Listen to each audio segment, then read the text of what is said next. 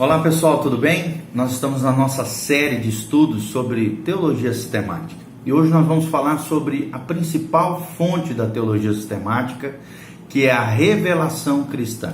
Então nosso tema hoje é revelação cristã. Nós falamos no vídeo anterior sobre as três fontes da teologia sistemática. Primeiro é a pessoa bendita de Jesus de Nazaré. Segundo é o universo criado por Deus, toda a criação de Deus. Ali Deus se revela ao homem. E em terceiro lugar é as Sagradas Escrituras, tá bom? Então primeiro é Cristo, depois o universo, depois as Sagradas Escrituras e também junto à questão das Escrituras, a história da humanidade, a história do pensamento cristão, ok? Então, para nós pontuarmos aqui, entendemos que revelação cristã é a manifestação de Deus na pessoa e no trabalho de Jesus Cristo. Ou seja, se alguém que é revelado no cristianismo, na religião cristã, e é fonte de toda a nossa teologia, é a pessoa e a obra, o ministério, o trabalho da pessoa de Jesus Cristo, ok? Então, além disso também, além da vida e obra de Jesus Cristo, também se menciona na teologia sistemática a preparação que o crente deve ter com relação à sua vinda, ok?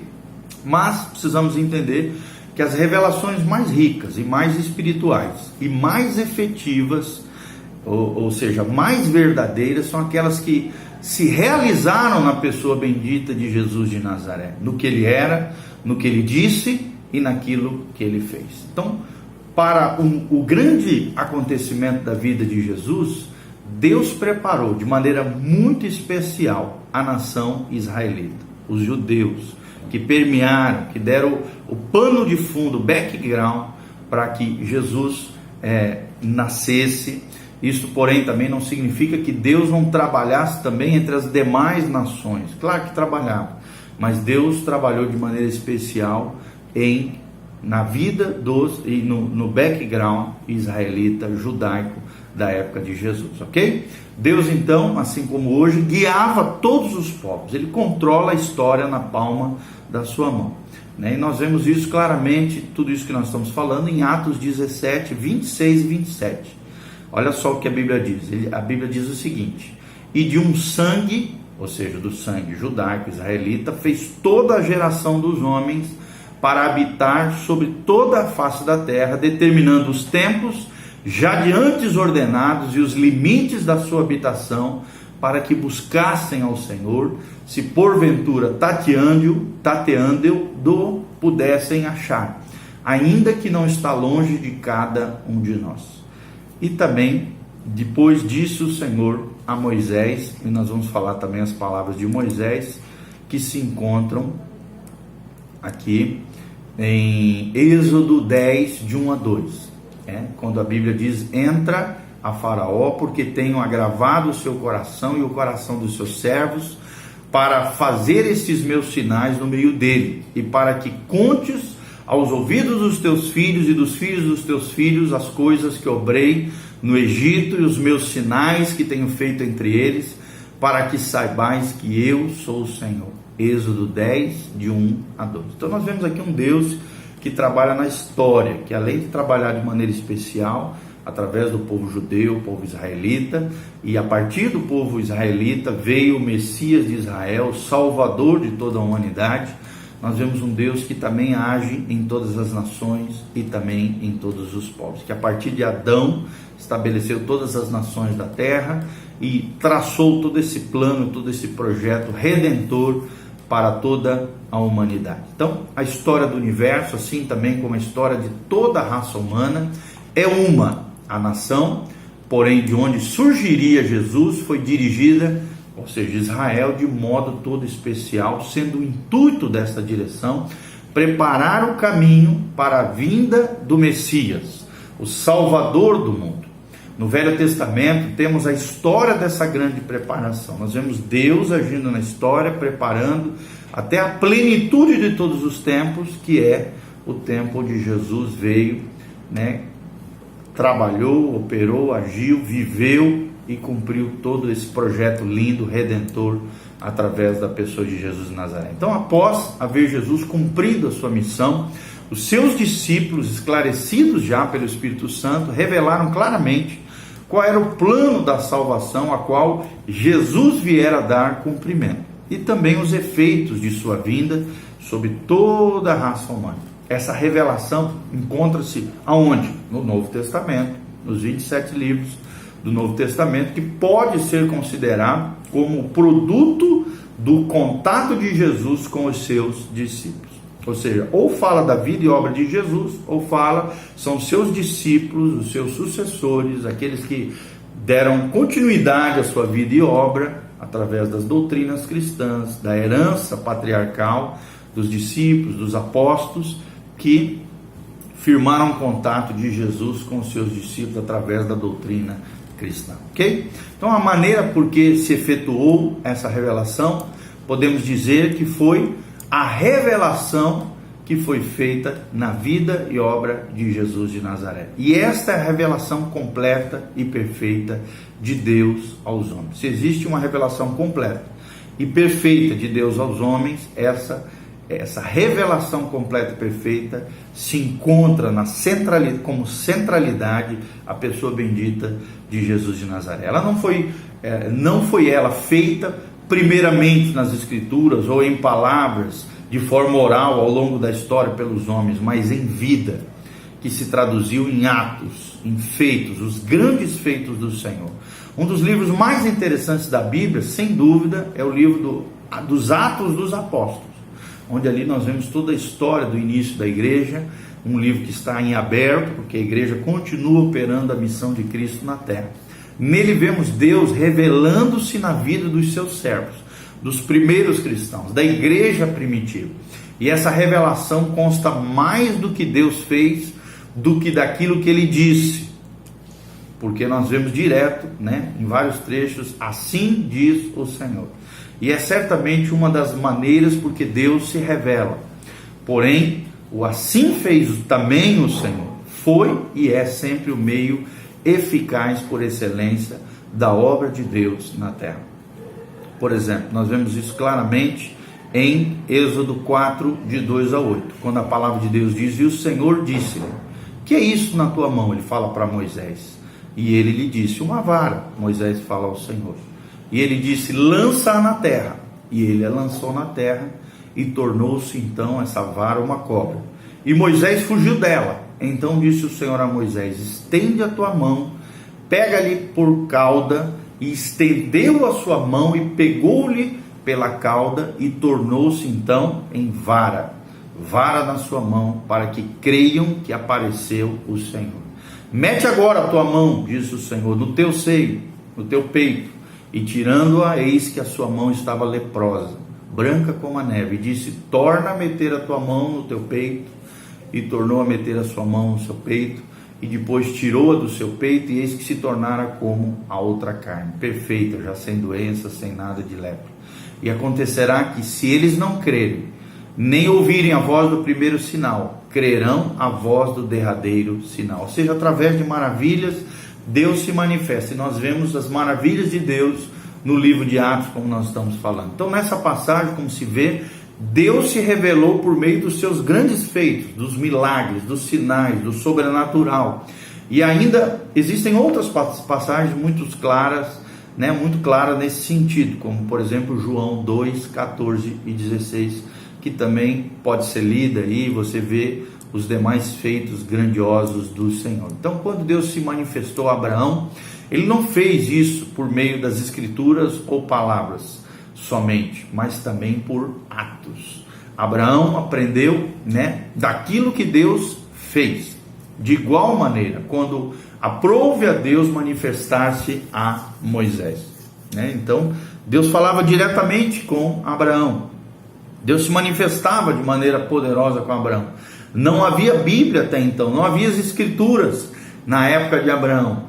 Mas depois, logo em seguida, na sequência, os descendentes de Abraão, veio Moisés, e aí então, de igual maneira, Deus se manifestou de maneira poderosa, seus grandes feitos, seus atos, as suas obras, e ainda que lhe falasse diretamente, podemos afirmar que a revelação de Deus se nos depara muito mais abundante nos feitos maravilhosos de Deus, operados por Ele diante dos israelitas, como também muitas vezes, quando Moisés ensinava e exortava o povo, fazia menção de tudo o que Deus havia feito aos seus pais nos dias passados, onde não havia escritura, não havia lei, não havia Torá, e aos israelitas desde então, Deus se mostrava, Deus se revelava através de seus feitos. Nós também vemos isso nos Salmos, nas profecias e finalmente em todo o Velho Testamento, constam mais do que Deus fez do que aquilo que Deus disse relativamente.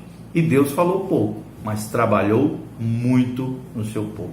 E Deus continua trabalhando na sua vida, na minha vida, no meio da sua igreja, nas comunidades cristãs. Deus continua trabalhando, agindo Deus, quem impedirá? Deus trabalha muito, ok? Como diz nas Escrituras, Josué 23, de 3 a 6, olha o que diz a palavra de Deus: e vós já tendes visto tudo quanto o Senhor vosso Deus fez a essas nações. Ou seja, Deus já vinha fazendo através das nações, por causa de vós, porque o Senhor vosso Deus é que pelejou por vós, dando triunfo de Israel sobre as nações inimigas. Vedes aqui, vos fiz cair em sorte as vossas tribos, essas nações que ficam desde o Jordão, com todas as nações que tenho destruído, até o grande mar, para o pôr do sol, e o Senhor vosso Deus as empujará, ou seja, as expulsará de diante de vós, e as expelirá de diante de vós, e vós possuireis a sua terra, como o Senhor vosso Deus vos tem dito. Esforçai-vos, pois, muito para guardardes e para fazerdes tudo quanto está escrito para guardardes, e para fazerdes tudo quanto está escrito na lei de Moisés, para que dele não vos aparteis, nem para a direita, nem para a esquerda. Josué 23, de 3 a 6. Então nós vemos aqui a revelação de Deus. A revelação de Deus não se fez, portanto, primeiramente através das Escrituras e depois na vida, mas pelo contrário, Deus se manifestou primeiro na vida e depois nas Escrituras. Por exemplo, a revelação que se acha na narrativa do livro do Êxodo operou-se antes de tudo na vida daquele povo, e logo em seguida a Torá, a lei do Senhor, o Pentateuco, os 5 primeiros livros foram escritos por Moisés. A libertação de Israel do jugo dos egípcios constituiu-se numa fonte riquíssima de ensinamentos divinos, pelas quais o povo de Deus compreendeu então qual era o plano de Deus para o seu povo. Qual era o plano de Deus para o seu povo? Deus, assim é por todo o Velho Testamento. Se tirarmos do Velho Testamento tudo aquilo que Deus fez e revelou pela vida dos seus servos, nós vemos que o Antigo Testamento se tornaria reduzido a um volume ininteligível, né? Não seria o que é hoje, essa grande riqueza, esse Antigo Testamento, esse Velho Testamento extraordinário que nós temos nas nossas mãos. Valorize a palavra de Deus, valorize a Bíblia. Então, quando Deus se revelou em Cristo Jesus, seguiu também o mesmo método. Já de tal forma nos habituamos a pensar que a revelação de Deus só se pode achar nas Escrituras, que chegamos até a julgar que não havia revelação antes de serem elas escritas. Muitos falam essa besteira, porém não é assim. A revelação fez-se de maneira progressiva, né? Deus foi se revelando progressivamente, principalmente na vida dos seus servos, dos profetas, na vida e obra de Jesus Cristo, seu Filho, e também dos apóstolos e dos cristãos que viriam logo em seguida na história da igreja. Então, as Escrituras são, por conseguinte, resultado dessa revelação. Deus revelou-se primeiramente na vida dos seus servos, e esses depois transmitiram por meio da palavra, das Escrituras, essas revelações até chegarem à bendita palavra de Deus nas nossas mãos, a posteridade, dentro da história como nós temos hoje. E é claro que se difundiu tremendamente, principalmente a partir da reforma protestante por toda a terra, por todo o globo terrestre. Então as Escrituras, embora sejam o resultado da revelação de Deus aos seus servos, são também revelações de Deus a nós. A Bíblia, podemos dizer, são as atas das reuniões de Deus com os homens. Olha que tremendo, são as atas das reuniões de Deus com os homens. É a relação de Deus com os homens, como também é o conceito de teologia, a relação de Deus com os homens e a relação de Deus com o universo criado. Olha só que tremendo, a Bíblia, podemos dizer, é a ata dessas reuniões, porque, como diz lá em 2 Coríntios 3:3, porque já é manifesto que vós sois a carta de Cristo, ministrada por nós, diz Paulo aqui, escrita não com tinta, mas com o Espírito do Deus vivo, não em tábuas de pedra, mas em tábuas de carne nos corações. Ou seja, a Bíblia, nós vemos aqui que a encarnação é o grande princípio da revelação de Deus, é o Deus encarnado, é o Deus que se torna homem, é a palavra de Deus viva no coração dos crentes, na igreja, na história do cristianismo, através de homens e mulheres que se renderam e se entregaram totalmente a Deus. E esse é o método de encarnar a verdade. Esse método não foi escolhido arbitrariamente, porém era o único método pela qual Deus poderia revelar-se ao homem em toda a sua plenitude. As palavras podem exprimir tudo o que pensamos, mas não tudo aquilo que sentimos. E o grande problema de Deus não era tanto revelar ao homem os seus pensamentos, como manifestar o que estava, sim, no coração do próprio Deus. O seu coração, o coração de Deus, foi manifestado aos homens. Deus não queria tão somente revelar os seus pensamentos, senão também manifestar a sua própria pessoa, a sua personalidade, a sua essência ao próprio homem. Para conseguir isso, o único método possível era o de encarnar a verdade numa pessoa divina, o que se realizou em Jesus Cristo e que não só ensinou, mas também viveu a verdade de Deus toda a respeito daquilo que Deus espera para nós como seres humanos, como humanidade. Então, nós somos deparados aqui com o propósito de Deus. E quando nós pensamos acerca de tudo isso, surgem algumas perguntas no nosso coração. Por exemplo, ter-se-ia porventura completada a revelação de Deus com a vida de Jesus? Ou devemos esperar mais revelações da parte de Deus? Ter-se-ia encerrado, será que foi encerrado toda a revelação em Jesus? Sim e não respondemos. Sem dúvida nenhuma, a revelação em Cristo foi completa, porque nele, por meio dele, Deus disse tudo quanto tinha que dizer. Conforme diz Colossenses 1:9, portanto também, desde o dia em que ouvimos, não cessamos de orar por vós, diz o apóstolo Paulo, e de pedir que sejais cheios do conhecimento da sua verdade, em toda sabedoria e inteligência espiritual. Olha o que diz João 14:6, e disse-lhe Jesus, estou há tanto tempo convosco, e não me tendes conhecido, Filipe? Quem me vê a mim, vê o Pai. E como é que dizes tu, mostra-nos o Pai? Então nós, baseados nesses dois versículos, podemos dizer que tudo que Deus pensa e sente a respeito do homem está na pessoa bendita de Jesus de Nazaré. Ele é a palavra final de Deus. Por meio dele abriu Deus e esgotou todo o tesouro das suas revelações. E por isso nada mais devemos esperar além daquilo que nos trouxe Jesus.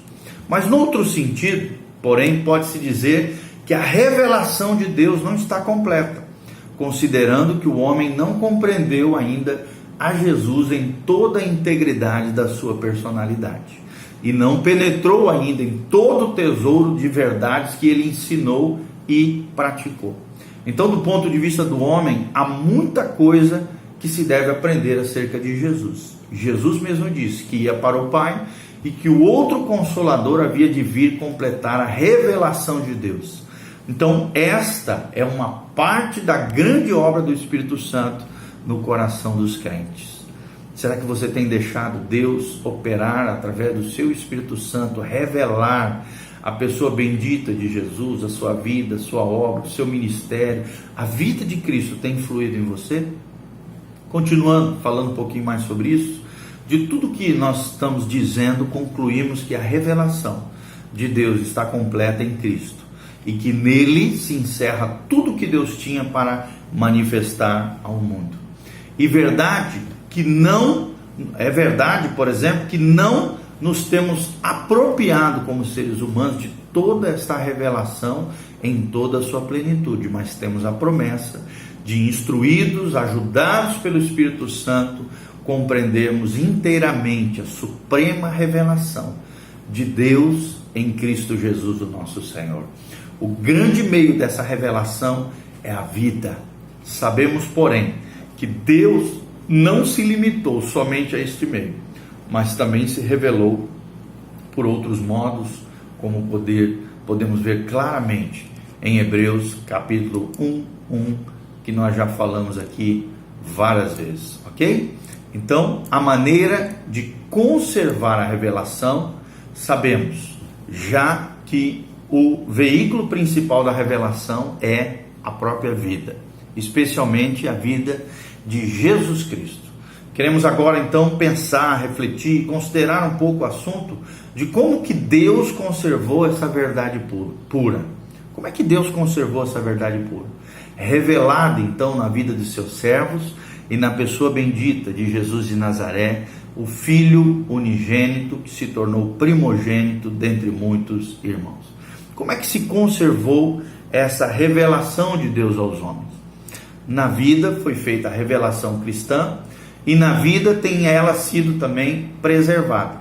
A melhor maneira de preservar a verdade é encarná-la. Nós já falamos um pouquinho sobre isso. A verdade viva é a única verdade garantida. Jamais a corrupção teve algum poder contra a vida. A vida é um dos princípios principais, se não o principal, da vida cristã. A corrupção só aparece junto com a morte. O maior erro dos fariseus foi o de procurar conservar a pouca verdade que tinha na forma de ritos e de formalidades, ao invés de encarnarem as verdades de Deus, a lei de Deus nas próprias vidas. Mas a verdade é de tal natureza que não vive, essa verdade já não vive em ritos e cerimônias. E a verdade não vive e desaparece. Foi isso justamente o que aconteceu com os fariseus. Eles perderam quase todo o seu pequeno patrimônio da verdade. E em muitos casos não tinham mesmo nenhuma noção da verdade de Deus. Deus sempre procurou, desde o princípio, plantar, encarnar a verdade dele, do próprio Deus, no coração dos seus filhos. A encarnação de Jesus é a culminação, é a plenitude desse processo. Haja vista que o grande número de biografias no Velho Testamento de homens e mulheres de Deus, Deus sempre exigiu dos seus escolhidos que eles vivessem e praticassem essa verdade. A verdade